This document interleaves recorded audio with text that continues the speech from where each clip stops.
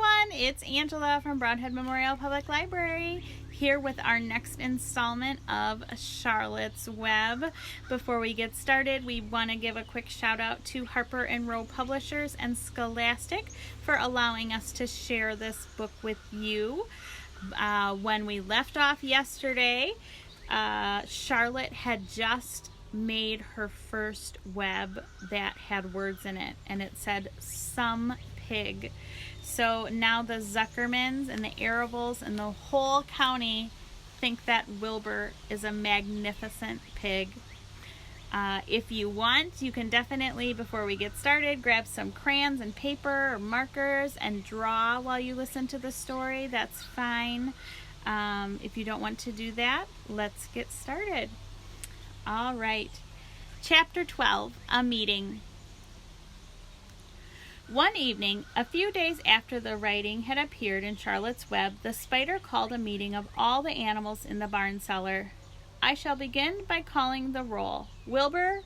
"Here," said the pig. "Gander?"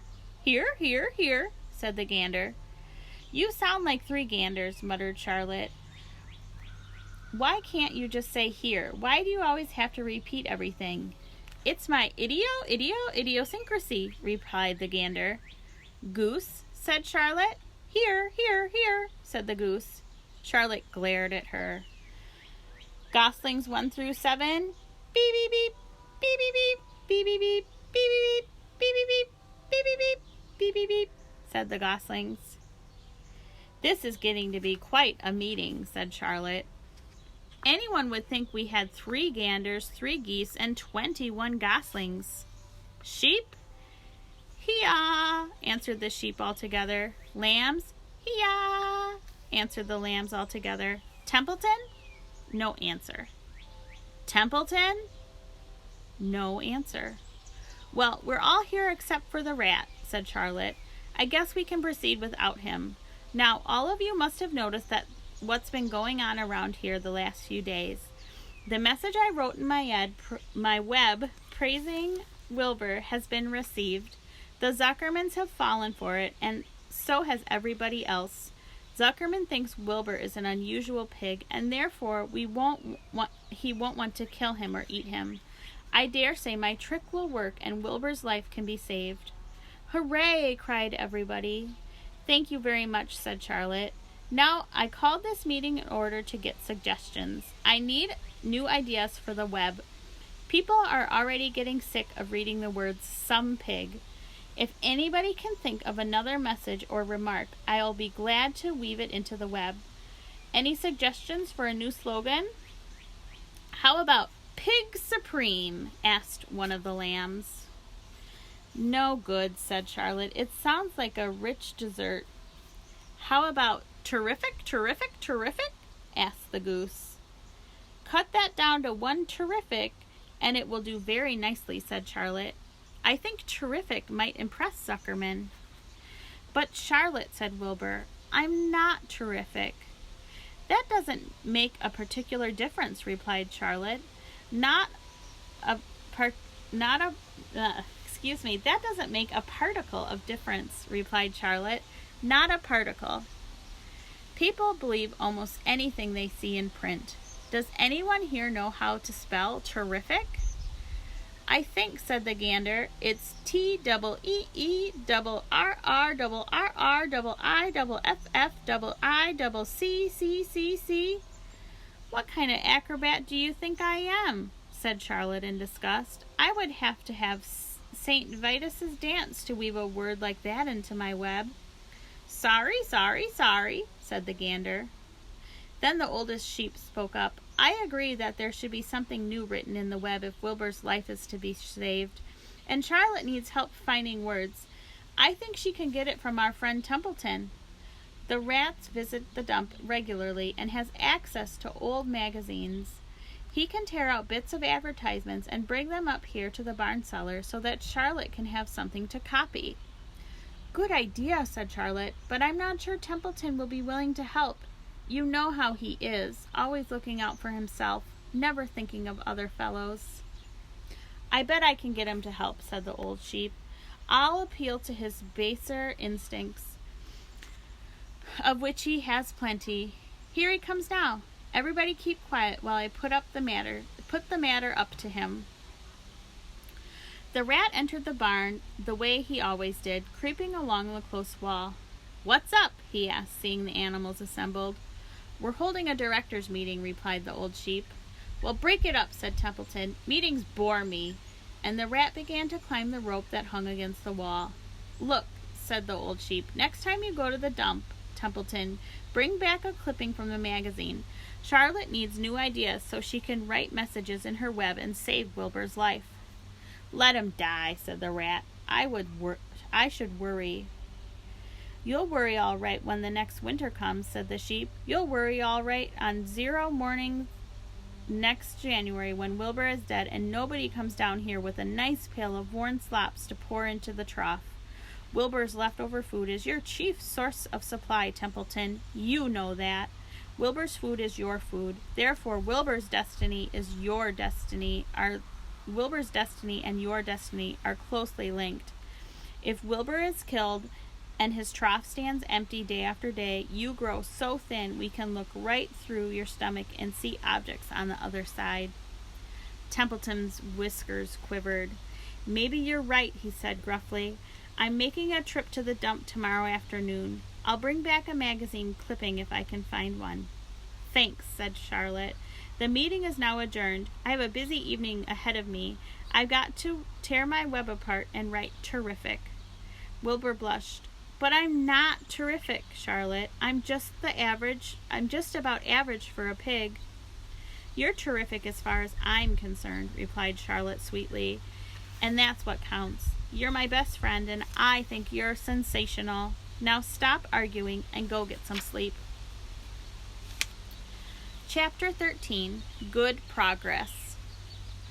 Far into the night, while the other creatures slept, Charlotte worked on her web. First, she ripped out a few of the orb lines near the center. She left the radical lines alone, as they were needed for support. As she worked, her 8 legs were a great help to her. So were her teeth. She loved to weave, and she was an expert at it. When she was finished ripping things out, her web looked something like this. A spider can produce several kinds of thread. She uses a dry, tough thread for foundation lines, and she uses a sticky thread for snare lines, the ones that catch and hold insects. Charlotte decided to use her dry thread for writing the new message. If I write the word terrific with sticky thread, she thought, every bug that comes along will get stuck in it and spoil the effect. Now let's see. The first letter is T. Charlotte climbed to a point at the top of the left-hand side of the web. Swinging her spinners into position, she attached her thread, then dropped down. As she dropped, her spinning tubes went into action and she let out thread. At the bottom, she attached the thread. This formed the upright part of the letter T. Charlotte was not satisfied, however. She climbed up and made another attachment right next to the first. Then she carried the line down so that she had a double line instead of a single line.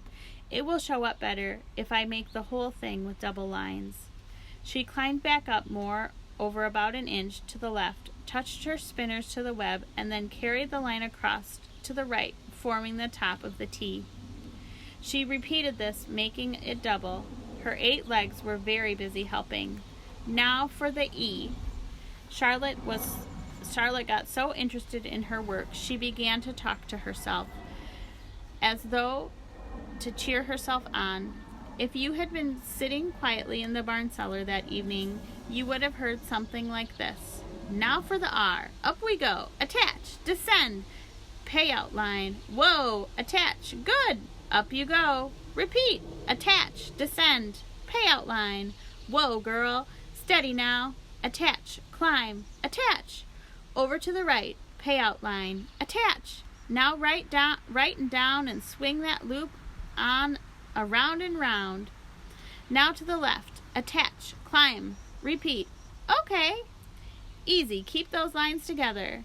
Now then, out and down for the leg of the R. Payout line. Whoa. Attach. Ascend. Repeat. Good girl. And so, talking to herself, the spider worked at her difficult task. When it was completed, she felt hungry.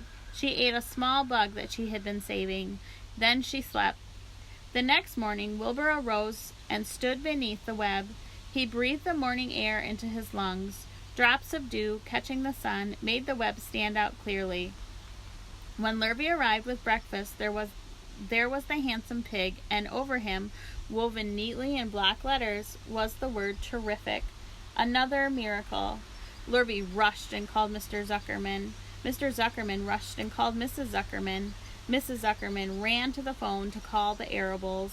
The Arables climbed into their truck and hurried over.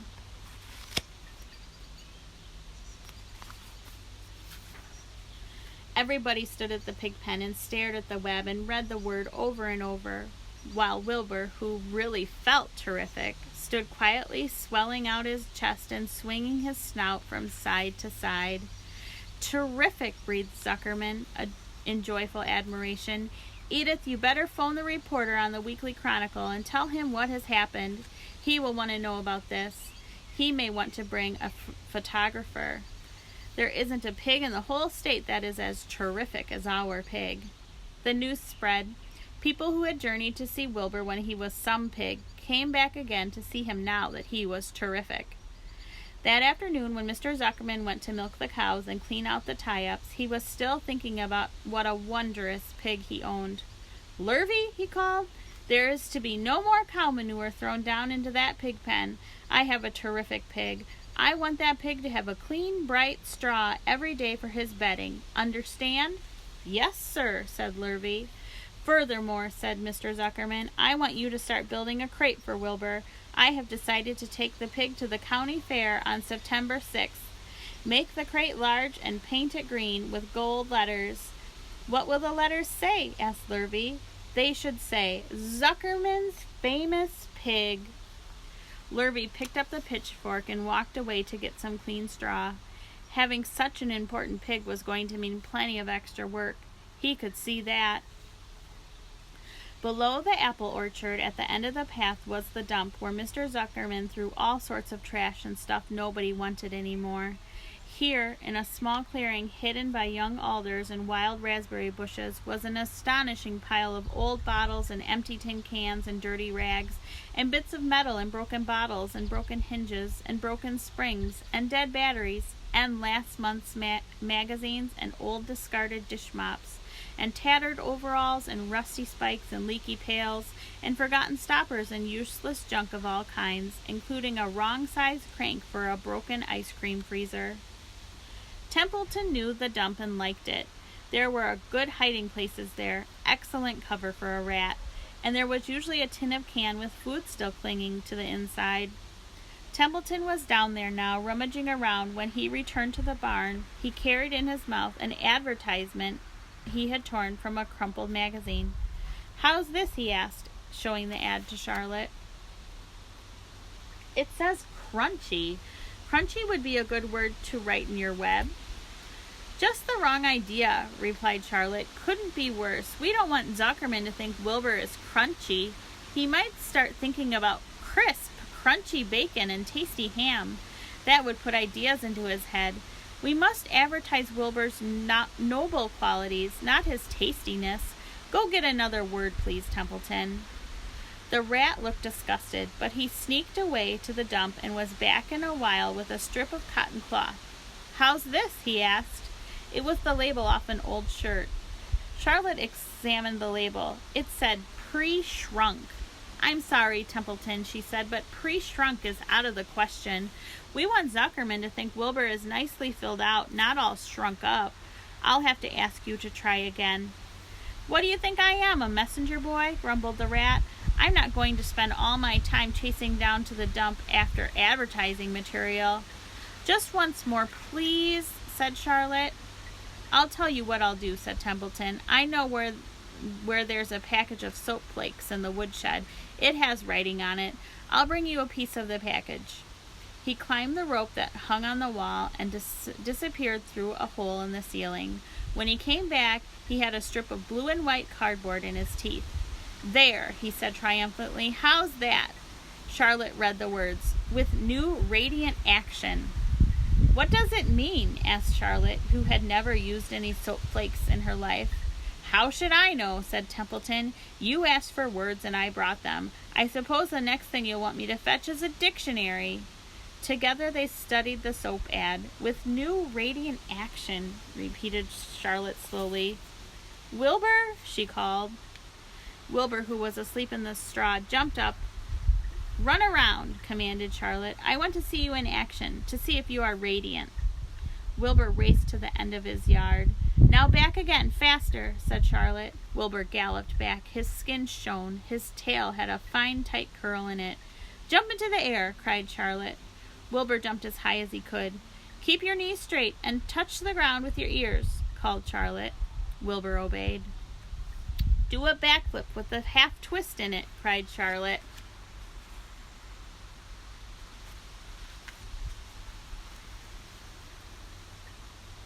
Wilbur went over backwards, withering and twisting as he went. "Okay, Wilbur," said Charlotte. "You can go back to sleep." "Okay, Templeton, the soap ad will do, I guess. I'm not sure Wilbur's action is exactly radiant, but it's interesting." "Actually," said Wilbur, "I feel radiant."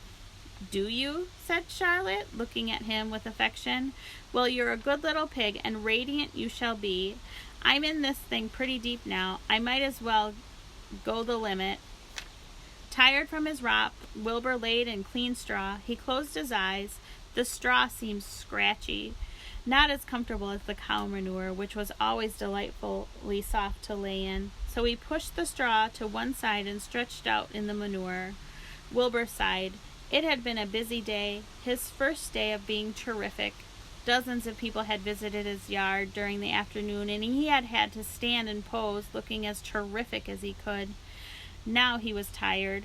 Fern had arrived and seated herself quietly on her stool in the corner.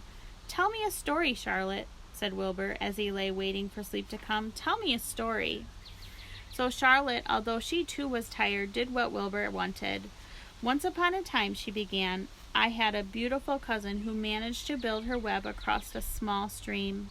One day, a tiny fish leapt into the air and got tangled in the web. My cousin was very much surprised, of course. The fish was thrashing wildly. My cousin hardly dared tackle it, but she did. She swooped down and threw a great mass of wrapping material around the fish and fought bravely to capture it."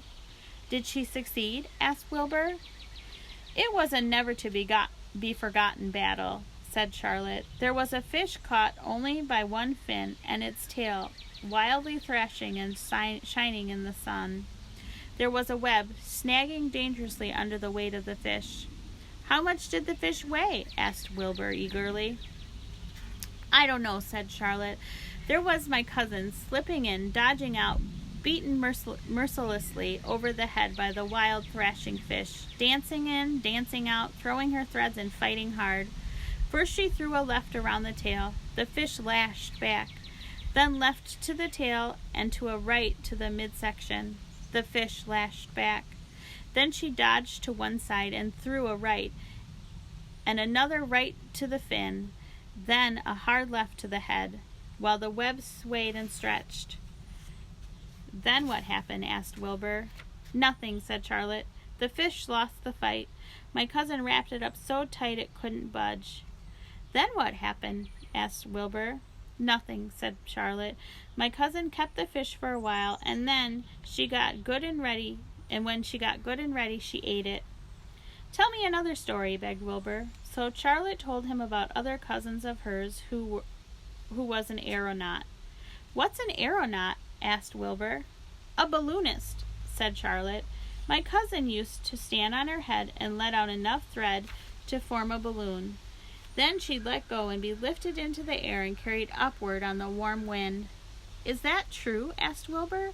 "Or are you just making it up?" "It's true," replied Charlotte. "I have some very remarkable cousins. And now, Wilbur, it's time you went to sleep." "Sing something," begged Wilbur, closing his eyes. So Charlotte sang a lullaby while crickets chirped in the grass and the barn grew dark. This was the song she sang: "Sleep, sleep, my love, my only, deep, deep in the dung in the dark. Be not afraid and be not lonely. This is the hour when frogs and thrushes praise the world from the woods and the rushes. Rest from care, my one and only, deep in the dung and the dark. But Wilbur was already asleep. When the song ended, Fern got up and went home. All right, well, we're going to stop there for today. We probably have 1 or 2 days left of Charlotte's Web. We'll see how much we can get read tomorrow. So be sure to join us tomorrow at 11 for more of Charlotte's Web. Have a great day.